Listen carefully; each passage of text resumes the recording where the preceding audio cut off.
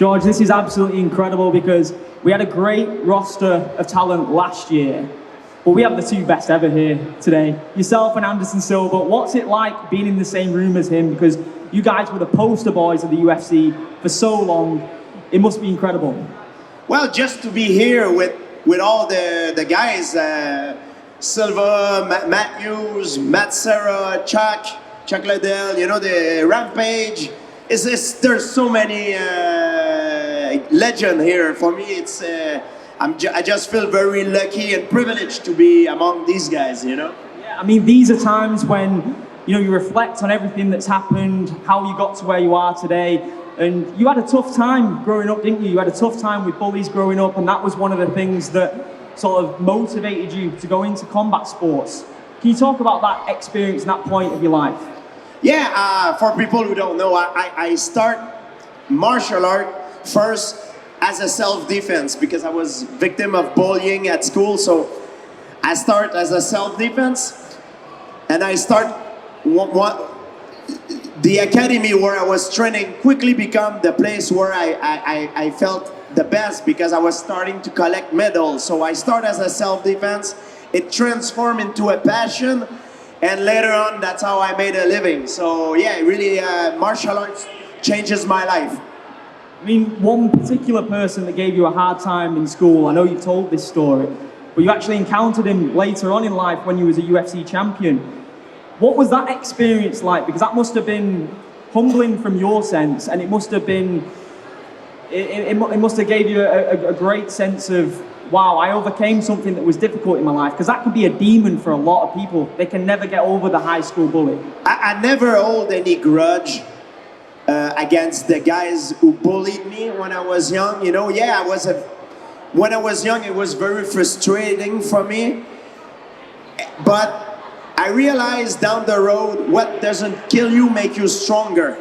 And I know for a fact that these guys who bullied me were bullied by other people themselves. So I was just a collateral damage, so to speak. So, and I know for a fact that being a victim of bullying when I was young helped me later on in my career in mixed martial art, because we as a mixed martial art fighter, it's a very egotistic industry, and a lot of it has to do with mental warfare, and a lot of fighters try to bully each other. So because I was bullied when I was a kid, it made me stronger, and it prepares me for what I needed to face in my mixed martial art career.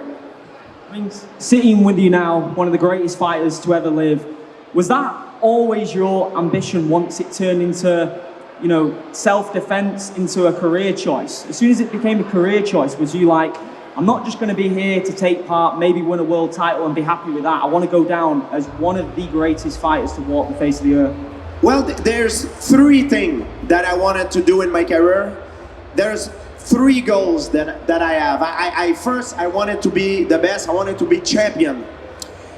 Second, I wanted to do things that changes the sport. I started to wear a suit early on in my career, and at the time the sport was not respected as a legitimate sport back then. It was more like people used to call it in America human cockfighting, you know what I mean? It was like very barbaric. So we had to fight for the legitimacy of our sport as well. So I started wearing a suit. I wanted to change the image of the sport. I wanted to also implement drug testing. That was a big problem in our sport. So one of my goals also was to try to change the sport, and I did the best I can to do it. And another thing that I wanted to do is to retire on top. I wanted to retire from the sport and not the sport retiring me. Because for me, health is the most important and precious gift that you have. You know, you mentioned what the UFC and MMA was previously perceived as, human cockfighting. You know, guys used to wear judo gis and bare knuckle, used to have like a lightweight versus a light heavyweight. How do you think you would have fared in that, and would that ever have interested you if you was a few years older, you'd have got into it maybe 10 years before you actually did? Would you have ever been interested in that side? Well, the thing is, the sport has changed a lot over the years. And when I used to compete at first, people used to wear tank top in press conference, which is okay, but we wanted to, as mixed martial art fighter, we wanted to be considered as real athlete, legitimate athlete. So if we want to be considered as real athlete, I always thought that we need to start acting like one. If you look at football players, they have a dress code during press conference. They wear suit, ties. And I think it was important to change that perception of what people has of us. We're not street fighters, we're professional fighters. So that's what we do, is we do it because we're professional at it. So we need to act like professional, and that's why I try to change the image of the sport. I think it was around 2002 you made your professional debut. Now, do you remember what that feeling was like? Entrance music playing, if you did have any entrance music at that time, you're walking to the cage. What you were feeling when you were looking at your gloves, looking at the opponent standing across the octagon, and how scared were you? Because I was just speaking to young Mohammed Makayev then. Every athlete is scared before competing, especially in mixed martial arts. I was always scared. Fighting was the part that I hated the most. I never liked to fight. People sometimes ask me, if you don't like to fight, why did you choose that path of life? Well, fighting is the thing I hated the most about my work. But I love the freedom that it gives me. I love the sport. I love to train in the gym. I love the science of the game. I love we make good living out of it. I love the confidence that it gives me. I love the fact that it makes me healthy. It forces you to have a healthy lifestyle. Of course, not good to get hit on the head, but if you have a healthy lifestyle, that's the advantage of it. So, in my field of work, there's no perfect work. But I feel like I loved everything about being an MMA fighter except the fighting part. Because for me, fighting, it's very scary. I never like not knowing before a fight if I was going to be badly hurt, humiliated, or winning the ultimate prize. So the worst part about it is the waiting part before a fight. It's so stressful, but when you taste victory, there's really nothing like it. There's no feeling like it. So all that suffering and sacrifice, it's worth it at the end when you win.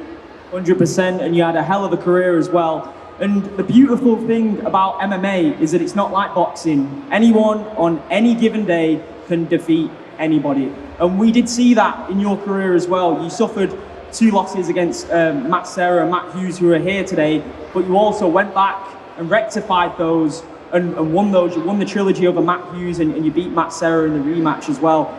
So after those fights, let's say the Matt Hughes fight, for example, the first one, you really wanted UFC gold. He was your idol at the time. You mentioned that. You mentioned that you were looking at him as your hero a bit too much. You had too much respect for him. How did you overcome a loss? What were those months like afterwards? Well, like you mentioned, I had 2 losses in my career, and these 2 losses was the thing that teach me the most about my career. You know, a lot of guys, when they lose, they have a failure, they crumble. Or some, they don't crumble, but they rise. These 2 losses made me a much better fighter. Because when you lose, you need to analyze the reason why you lose.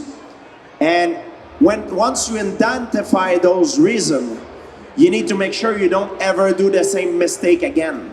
So that means that doesn't mean you're never ever gonna lose again, but it means that if you don't repeat those mistakes, you'll never lose for the same mistake again. Therefore, it makes you a better version of what you were.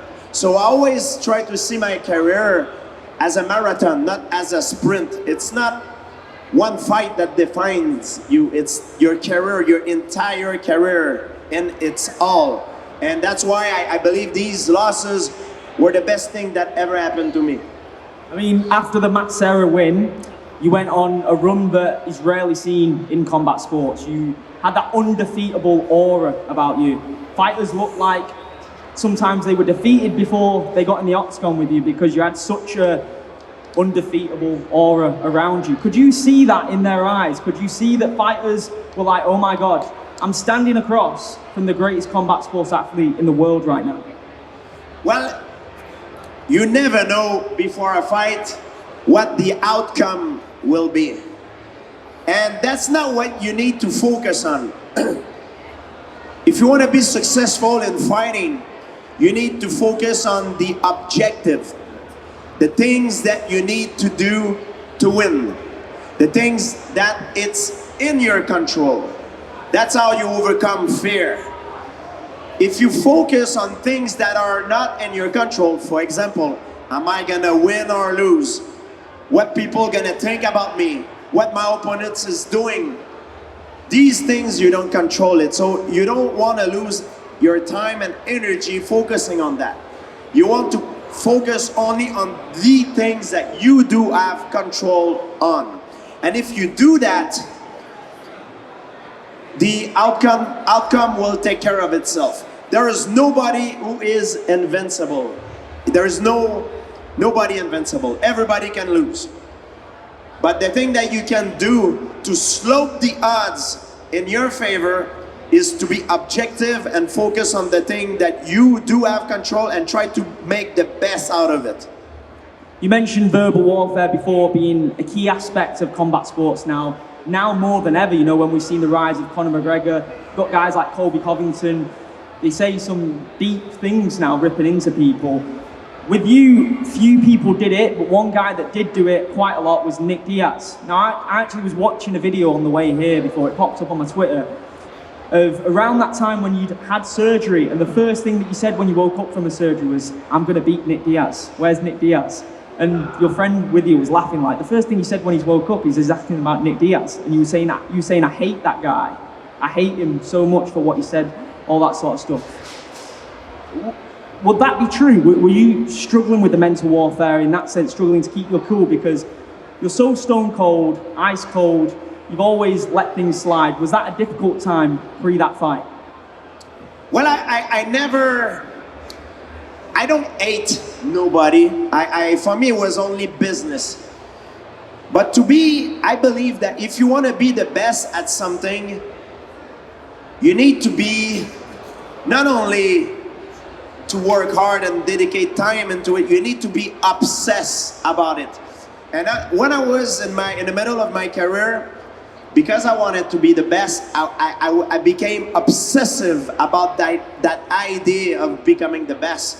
So everything that I was doing was focused on trying to making me the best that I can be, the best version that Georges St Pierre can be as a fighter. I was thinking about it all the time when I was eating, driving my car, training, before going to bed, when I wake up in the morning. And after my surgery, Nick Diaz was the man to beat. He was my number one contender. So when I woke up, the first thing that came to my mind, I was like, I want to beat Nick Diaz. Not for personal reason, because I know that what I needed to do in order to be the best. I mean, obsessiveness is a key trait in all successful people. Yes. If you want to be the best, the greatest, you do have that obsessive style of thinking. So when you decided to retire after the Johnny Hendricks fight, it was incredible that you came back and won the belt from Bisping at middleweight, a weight above. What was that experience like? It was 4 years, wasn't it, in between the head? So it was a long time. Yes. I'm guessing you were driving yourself a bit crazy because you're not having your love to channel that obsession with. What was that experience like? When I took some time off at the end of my career, it was for mental purpose. I was competing for too long. I felt like I was carrying a lot of weight, and I start feeling claustrophobic. And I did not want to admit it at the time because I was a little bit ashamed of, but I was going through a depression. And I didn't want to talk about it because I was ashamed, because I thought that people would start saying about me like, oh, what is he complaining about? He's got money, he's popular, he has no reason to complain. But I was going through a lot of personal issues. And on top of that, I was fighting with the UFC against a performance-enhancing drug, and they didn't get my back. I had a bunch of problems, and I felt like I dedicate so much of my life into fighting that I did not have enough time for myself. So taking some time off was the best thing that I did in order to allow me to come back stronger. They always say an healthy body into an healthy mind, and it's true. You cannot be physically healthy if you're not healthy inside. So both works together, and it's very important for an athlete. If you want to be successful, you need to be healthy physically, but healthy up here. And I'm glad I took that time off because it allowed me to have some freedom to go around the world. I love paleontology, so I was able to go on site on dinosaur digs and stuff like that. I took time for myself, and that's what allowed me to come back stronger against Bisping. It's amazing that you recognize that you needed that time off, because some fighters don't acknowledge that. They try to hide it, and then it shows in the octagon, doesn't it? It shows when they're competing. What would you say was the sweeter victory? Coming back from that depression, that tough time when you was out to go and win the middleweight bout against Michael Bisping, or the first UFC title that you won?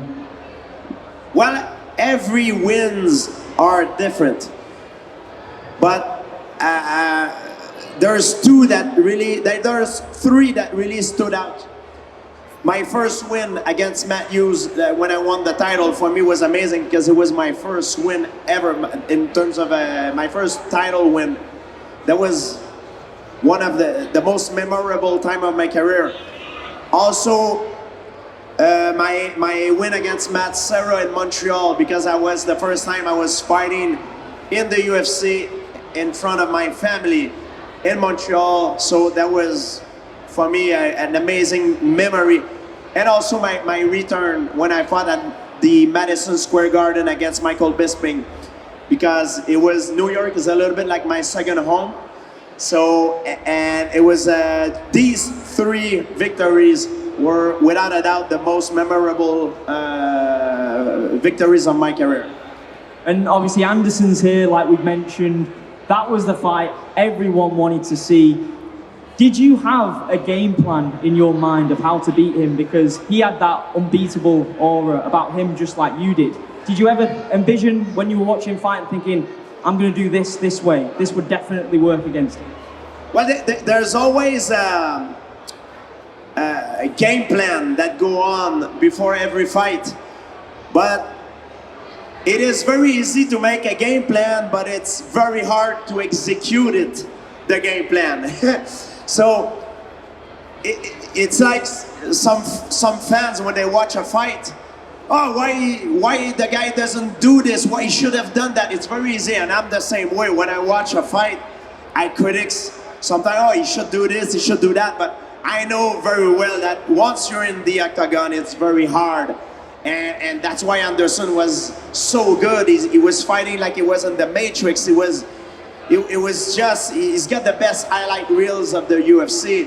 So what he did was just amazing. And sometimes he did stuff that it make it look easy, but people have no idea how hard it is. The timing, the work that you need to put into to be able to realize those performances is just incredible. And I know you won't like me asking this because you're a very humble guy, but I asked Mohammed this question as well. Who would you say are the top 5 greatest fighters of all time? And you know, you have to put yourself on it. The top 5 of all time, I mean, I would say Anderson Silva, for sure. Royce Gracie, I believe. I would say Mark Coleman. really, I think you could say John Jones and Demetrius Johnson, I think. I mean, and you could say also Conor McGregor in a way to promote. He was for me, maybe not as the best fighter, but the best promoter, because he brought the sport to a different level. He was the most popular. He's the most popular fighter that ever fought in mixed martial arts. So for that, I think we need to put him there as well. We've seen Anderson boxing as well. He's boxed the likes of Tito Ortiz, Jake Paul. Would you ever get back in, compete, maybe go over into boxing? You know, we could actually see, I'm putting this to you guys as well, who would like to see GSP box Anderson Silva? We want to see it? I had a fight presented to me a few years back against Oscar De La Hoya. But it did not materialize. Sometimes politics get in the way. I'm a performer. I'm an athlete. Sometimes when fight does not happen, it's because what happened in behind closed door and between manager. You know, when the business deal doesn't happen because of contracts and requests and things. I don't know if I will ever compete in boxing. To tell you the truth, I took my retirement and I made peace with it. And sometimes, like every other athlete, I watch fights and I'm like, it gives me good goosebumps. I'm like, man, I feel like I want to go back in there. Or when I train in the gym, I still got it, you know? And it makes me feel sometimes like I want to go back in there. But once after my training, when I go back home, I'm like, I'm done with it. You know what I mean? So I made peace with it, and I'm very happy about it. Okay, so hypothetically speaking, of course, you look at the UFC roster now. Is there anyone in the welterweight and middleweight divisions that you'd look at and think, I'd have loved to tested myself against them. I'd have loved to compete against the Adesanyas, the Pereiras, Leon Edwards, anyone like that you're looking at and think, I'd like to fight?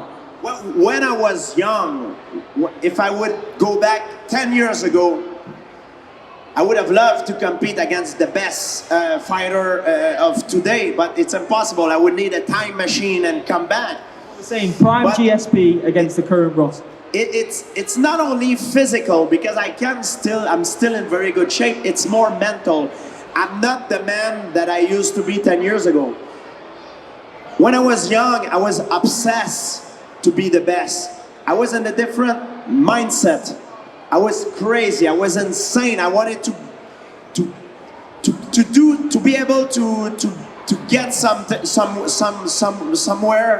I was able to step inside every door, and if a door was closed, I was going to open another one, and if the door were all closed, I was going to kick it out and get through by force. I was crazy. I'm not that same person anymore. I retired, and I retire with a smile. A lot of guys cannot say the same thing. They were forced to retire, but me, I retired because I wanted to.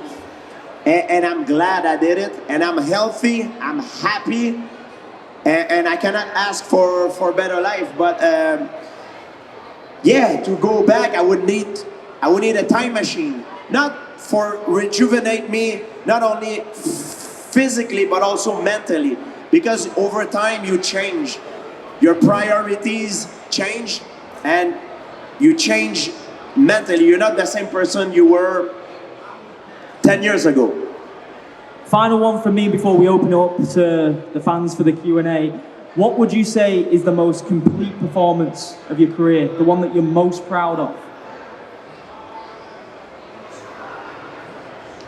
I think the best performance of my career, maybe when I fought my second fight against BJ Penn. I think that was my favorite of all, because I had a very, very, very tough fight with BJ Penn the first time.